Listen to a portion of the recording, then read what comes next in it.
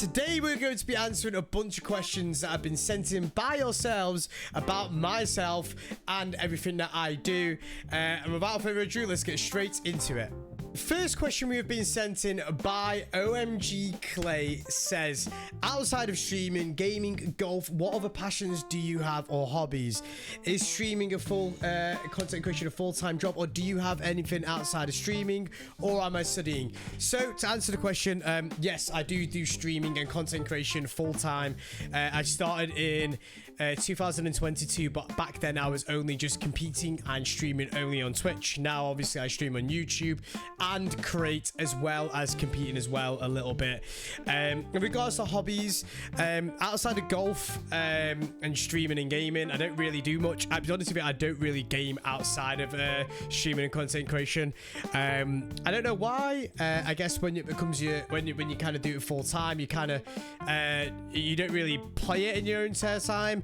Every now and then when releases come out, obviously when Black Ops 6 first came out, when Verdansk first came out, I did hop on every now and then with my mates, but outside of that I don't really play many other games. I used to play a lot of other games, kind of like old school RuneScape, World of Warcraft, but I don't tend to really have much time for that, especially outside of golf now.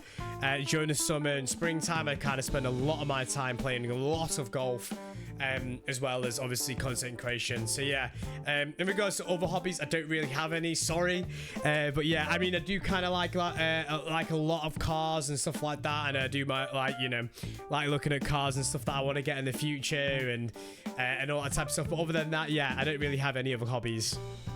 Dinah has asked, what golf brand of clubs do I use, and do I get them new or used? So when I first started playing golf, I used like hand-me-downs for my brother. I used to use Titleist clubs, irons, Titleist wedges, and a Titleist driver. Shortly after starting to play golf again back in 2021, I actually snapped the driver head off my driver because it was an old driver, and my swing speed was just way too much for it. I think the shaft just kind of gave way. Now I have TaylorMade P790s. I have a TaylorMade QI10 driver and a TaylorMade hybrid. I use Titleist Vokey wedges, and I have a lab putter which I won on a giveaway. So yeah, my bag is kind of pretty stacked. It's something that I bought virtually all of them new. Obviously, I got my my putter as a freebie almost. Quite lucky to get that, but yeah. I do buy more new. I always recommend that if someone is new to the game, definitely buy them used. And then when you kind of get to a point where you're definitely comfortable with the game, you start striking the ball better, and you definitely need new clubs, then definitely go brand new. But depends on how much you're going to play. For me, it was kind of a no-brainer for me. I play all the time. I try to play a bare minute. I usually play roughly about 2 times a week, maybe sometimes more, even if I'm playing to the driving range or going around the course with just my putter and wedges and stuff like that. So for me, it was a no-brainer, but like I said, everybody's different. Smoking Monkey has asked, what are the main pitfalls to avoid as a gaming streamer? The biggest one I can recommend is just be yourself. Entertain the people that are in your stream. If you've got 1 person, 20 people, 100 people, 200, 1,000, 5,000, whatever it may be, entertain those people and make sure you're enjoying yourself. If you're not enjoying yourself, naturally, you're not going to be enjoying the content you're going to put up, and naturally, obviously, people might not enjoy watching. And that is the biggest recommendation I can give, really. Johnny has asked, if you could only have great hair or great teeth, which one would I choose?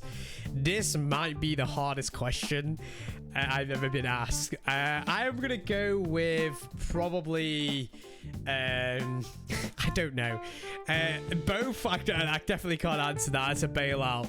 I'm gonna go with great teeth. Nesby has asked, who is my biggest role model in my life and why? I have 2. The first one being my father.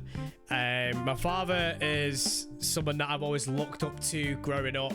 The way he's provided for the whole family, and all the stuff he's done for me growing up is genuinely something that I am forever grateful for, and nothing in the mortal world that I can ever repay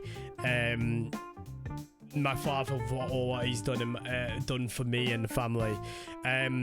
He's just been an absolute inspiration in my life, professionally speaking, when it comes to my job, but also myself wise as well. I briefly talked about it on stream, but growing up I struggled a lot with my mental health and physical health, and it's took a big toll on me mentally and again physically growing up. And the one person that, well, not just the one person, but my mum, my dad, and everybody, they've always been there for me. They've been the constant there for me my whole life, and made sure that I'm okay, that I'm doing okay, that I'm always trying to improve and everything like that. So that would be the first person. And then the professionally side of things would be Rory McIlroy. Again, you guys know how much I love golf, but Rory McIlroy is someone that I've always looked up to in regards to work ethic and how he portrays himself publicly and stuff like that, and who he is as a person. You know, I very much admire his commitment to the game and what he's done and achieved throughout his competing career. And I like to take that type of stuff that he's done, and it inspires me to kind of do the same things. You know, I'm very much like him in the public image, in different roles. Obviously, he's a golfer and I'm a content creator, and I do gaming and everything. But the way he portrays himself, the way he goes about his stuff, and the way he goes about his business, and the way he does, and all the stuff he's achieved, I'd like to, you know, kind of follow in similar footsteps. But obviously, like I said, in the gaming sphere as well, in the content creation side. Collipop has asked if I would fight 1,000 squirrels or 1,000 penguins to save the UK from nuclear warhead. Which one would I pick to fend off? It's got to be squirrels. I love penguins. I think they're great. I could never, ever. And also, I think 1,000 penguins would actually destroy me. I don't even think there's anything about it. They would maul me alive. I think I'd have a better chance against 1,000 squirrels. Not much better, but I reckon I could do better. Slightly better, anyway. Hallow has asked, what are the best tips to try and achieve iridescent in rank play? Now, my best way of going about it is, one, trying to find a squad that you can grind with most of the time. Obviously, I know it's quite hard because a lot of people play with different squads. And it's also very hard to find squads, especially if you're trying to push high rank and trying to be on at the same time. You know, everybody has their own commitments, etc. So that'd be the first one, even though that may be the hardest. It definitely is very important. Number two, try your best. Obviously, the best thing that I notice as well, I've done bronze to iridescent in Warzone 2, and one of the biggest things that I learned by doing it is by communicating in game chat, especially if you're playing with randoms. If you're playing with a squad, then ignore this. But if you're someone that is solo queuing to try and get to iridescent, the most important thing is communicating. Communication is so important at the very highest level, and when you get to diamond, crimson, the lobbies are so stacked with players that are in diamond, iridescent, top 250 sometimes, crimson, platinum. And you know, communication is very important. And then thirdly, I would definitely go with try your best to improve on the core mechanics of the game, movement and gun skin. They're very important. Gun skill, you know, go shoot the firing range and try and find the perfect sense, and then movement will just come with time. Definitely try it out in public matches, and then try apply all that stuff that you've learned through public matches into the rank play scenario. How did your family react when you went full time and I had my friends? My family and friends were super supportive, I'll be honest with you.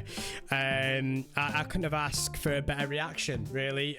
You know, they've all known that I've been doing gaming for a very long period of time, and when I decided to go full time, they were all very supportive, and they all said virtually the same thing. And it was, you know, you've got to take the risk, because what if? You never know. And I said the exact same thing, you know. What if, you know, if you're going to be sat there and if you don't take the risk, and if I didn't decide to go full time, and I'd always be thinking, what if? I love what I do. I love waking up every single day making content, and I'm very very enough to be able to do it. So yeah. And then Molly, when we first started speaking, she reacted very, I guess very normally.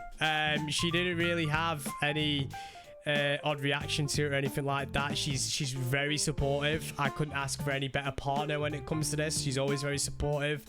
She's always asking how I am when it comes to my job. She's always asking what you know, about bits and bobs about it. And yeah, she's amazing. I couldn't ask for anybody better. Thighs or breasts? Always a thighs guy. Always a thighs guy. Gav is asking, when are we going for a beer? Soon. Soon. Fingers crossed, buddy. Soon. 13 has asked, what did I do as a job before? And if content creation went away, what would I do as a job? So I used to do business sales. I had my own team where I managed and sold landlines to big companies and corporations, essentially. So I travel over United Kingdom and sell our services to them. I also manage existing accounts as well. So again, we were in business sales, so we manage people's like landlines, phones, gas, electricity on big warehouses, etc. So I managed a bunch of existing accounts, make sure they were okay, sold on to them, upgraded them. But I also had my own team where I would sell big landline systems to big corporations that would require it, like whether they've got a big call center or whether they've got like a big business where they require loads of physical landline phones, where like all mobile landline phones, that type of stuff. So if streaming went away and content creation went away for a reason, I'll probably go back into sales, to be honest with you. I did enjoy sales. It was a lot of hard work, don't get me wrong, and the job that I did, it required me to travel up and down the whole United Kingdom. I enjoyed it. You know, not saying that I would ever get back into that. You know, I absolutely love what I do, and I wouldn't change it for the world, and I want to be doing this for years and years and years to come. Doc has asked the top 3 places an American should visit in Britain. Now, I'm going to be biased and say this because I'm a Liverpool fan, but I think you should definitely visit Liverpool. It's such a beautiful city. And it's not too expensive as well. It's amazing. It's super close to Manchester as well. It's literally like 30 minutes away on one motorway. So you can probably do 2 in the same weekend, if not same couple of days. The other place I'd visit is Cotswolds. It's a super beautiful place. I've been there twice. And it's just a beautiful place. It's countrysides of the mass. And it's just beautiful places over there. And then the third place I would say is either London or Wales. I live quite close to Wales. It's virtually on my doorstep. I can travel like 30 minutes in one direction and I'd be on the Welsh border. But you know, London's absolutely beautiful as well. The only bad side about London is it's very, very expensive, but there's so much stuff to do there. And the same with Wales. If you like being in nature, you know, Wales is the place to be. You can see so much there. And again, there are so many other places in the UK that I could name, but off the top of my head, that is probably what I would pick for top 3, and obviously the honourable mention as well. But yeah, it's super hard to pick. There's loads of places to pick in the UK. And that concludes today's Q&A. I just want to say a massive, massive thank you for all the love and support that you guys have been showing on the channel. When I first started YouTube, I genuinely didn't think I'd ever amount to the growth that we have ever had. And it makes me feel very, very lucky to call every single one of you all the Jaff here. I feel very, very lucky that I can go live every single day and go live to such an amazing community and make videos for you all. So guys, I just want to say a massive thank you from the bottom of my heart for all the love and support that you guys have shown me over the past 1.5 years on my YouTube journey that I have started, and I cannot wait, and I'm super excited about the future that I have got for every single one of us. But guys, that is me done for today. I appreciate absolutely everything, and I'll catch you all in the next one. Peace.